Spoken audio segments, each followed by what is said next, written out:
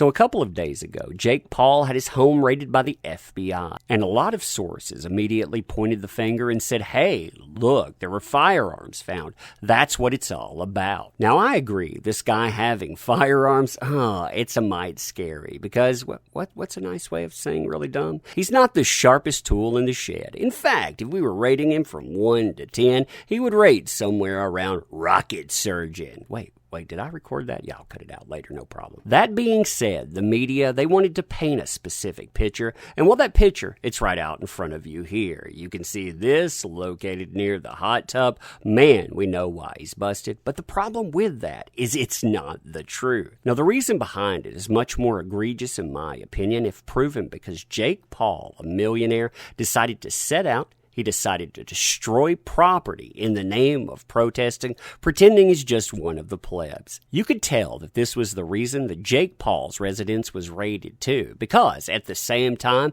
the Las Vegas home of another YouTuber who was charged after the Scottsdale events was also raided by the FBI. So you had two in conjunction with that said event. Isn't that something? So today we're going to look at that, we're going to point our fingers a little bit, and we're going to say, why, Jake Paul? Why?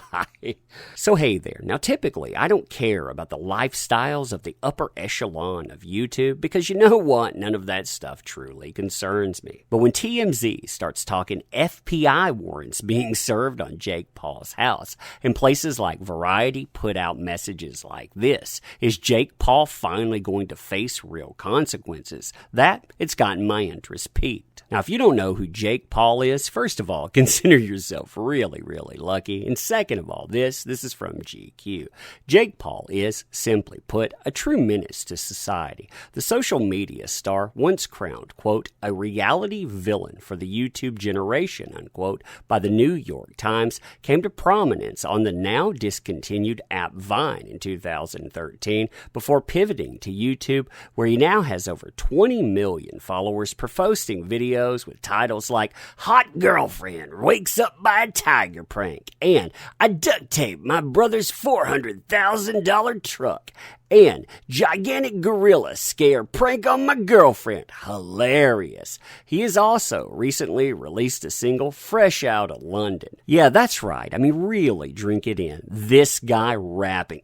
Cringe. I'm sorry. Allergies right now. Got a little touch of that. Apology. Now, the article goes on to share that Jake Paul is only 23 years old, and despite that, well, here's a few of his controversies. So Paul's earliest scandal, it involved getting fired from the Disney Channel comedy show Bizaardvark, which was about two teenage girls who write funny songs and become famous for it, on which he played a fictional social media star named Dirk Mann who had a show called Dare Me Bro. The axe came down after it was reported that he had terrorizing his neighbors, constantly playing pranks and posting his address online, causing fans to swarm the streets in the Beverly Grove area of Los Angeles, leading them to consider filing a public nuisance prank. One neighbor described it as a quote-unquote war zone. Other incidents of note involve posting a vlog about losing his V called I Lost My V, rapping the N-word, and staging a fake wedding to follow YouTube personality. I don't know these people. Enter Scottsdale, Arizona, and about 2 minutes of video footage I'm sure Jake Paul wishes didn't exist. In fact, I tried to include that in this video, copyright claim, so that'll be up in its entirety on BitChute later. But to describe what's there, in the now deleted footage shot by videographer Andrew Blue, Paul is seen walking through a closed, largely empty Scottsdale Fashion Square mall on Saturday night as people around him started vandalizing stores.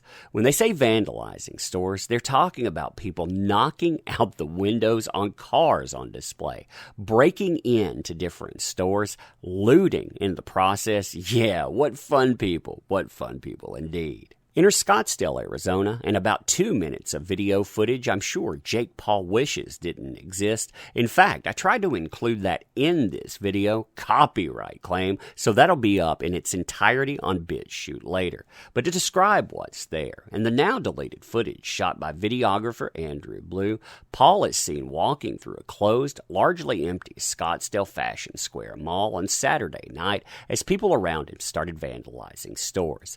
When they say vandalizing vandalizing stores. They're talking about people knocking out the windows on cars on display, breaking into different stores, looting in the process. Yeah, what fun people. What fun people indeed. Now, as an article talking about this notes, in late May, Jake Paul was caught allegedly entering Scottsdale, Arizona mall after it was looted in the midst of a BLM protest. Per NBC, the Scottsdale Police Department, quote-unquote, received hundreds of tips and videos identifying Paul participating and charged him with trespassing, along with another YouTuber here and a friend, Andrew Leon, in early June. Now, a bit of irony that does not escape me if those charges are indeed true is that Jake Paul, he is worth a considerable amount of money. Now, I do not begrudge someone for being worth this amount of money either, but I do begrudge it if they go out, they destroy other people's property, if they loot or tell others to loot on, and especially in the name of social inequality. Now, to be fair, despite the fact that Jake Paul was there, you can see the pictures of him here. He says, hey, I was just filming and documenting. Quote, to be absolutely clear, neither I nor anyone in our group was engaged in any looting or vandalism. For context, we spent the day doing our part to peacefully protest one of the most horrific injustices our country has ever seen, which led us to being tear-gassed for filming the events and brutality that were unfolding in Arizona. We were gassed and forced to keep moving on foot. We filmed everything we saw in an effort to share our experience and bring more attention to the anger felt in every neighborhood we traveled through. We were strictly documenting, not engaging. I do not condone violence, looting, or breaking the law. However, I understand the anger and frustration that led to the destruction we witnessed, and while it's not an answer, it's important that people see it and collectively figure out how to move forward in a healthy way. We are all doing the best we can to be helpful and raise awareness. This is not the time to attack each other. It's the time to join together and evolve. Now, for a while, it seemed like that would be that. You would have charges filed, but as this notes here, after videos placed YouTuber Jake Paul at the scene of looting at an upscale mall in Scottsdale, Arizona, police charged him with misdemeanor criminal trespass and unlawful assembly. It seemed like, once again, the internet bugbear would get past a strange controversy after a slap on the wrist. They even go on to note that there was another controversy that ensued, and nothing happened with that either. In the weeks since, he even got himself involved in another scuffle, where a local news station obtained footage of a large party he threw at his Calabasas mansion despite beer bug restriction. Indeed, according to TMZ, those charges, they were dropped by August the 5th by a city attorney, and it looked like Jake Paul, he was free and clear. Then the FBI gets involved and all bets are off. Now you see ABC 7 Eyewitness News covering this, and you get the feel that they're trying to tell you that this stuff, it involves firearms.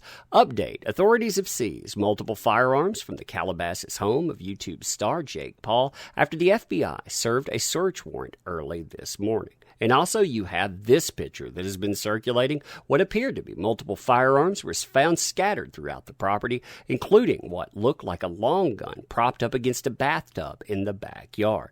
The thing is that this narrative, it was not true. The LA Times, they asked the FBI about what was going on, and this was their answer. The FBI is executing a federal search warrant at the residence in Calabasas in connection with an ongoing investigation. The affidavit in support of the search warrant has been sealed by a judge, and I am therefore prohibited from commenting as to the nature of this investigation. No arrests are planned. Now, additionally, Newsweek, they reported this, quote, TMZ reports that the FBI confirmed that they are investigating allegations of criminal actions surrounding the incident at Scottsdale Fashion Square in May 2020. So TMZ, at least again, according to Newsweek, is confirming that this is why this is happening. Now, as far as the FBI is concerned, Jake Paul isn't the only one to see them come a knocking. Oh no, his business colleague here, yeah, he had that too. Now, that confirmed right away that this was about about Scottsdale, Arizona, which the feds, they confirmed later on. But it also brings up some interesting questions, like why are they involved? I mean, when you look at this, you have the local authorities, they drop all charges. And then the feds, they come in, they pick this up, they go, they serve warrants. And when they do, they're looking for something. What are they looking for? What are they thinking about charging? Does this have something that is a larger connection than that event, or is it just focused on that event here? See, there's a lot of things going on I'm wondering about, and I'm wondering, what do you think about this? Let me know in the comments, and let me know if you want to know more about this as it progresses. Now, to close this out, I want to mention our comic book. Link is in the description. If you want to help us get the news out about that too, we could definitely use it. Why? Because we talk about all kinds of things, including changing industry, and well, certain industries, they don't like that and they want to lock you out. Also, I want to say thank you for being here. Thank you for showing up. You make these endeavors possible. Without you, none of this stuff works. So thank you. I appreciate you, and we'll see you soon.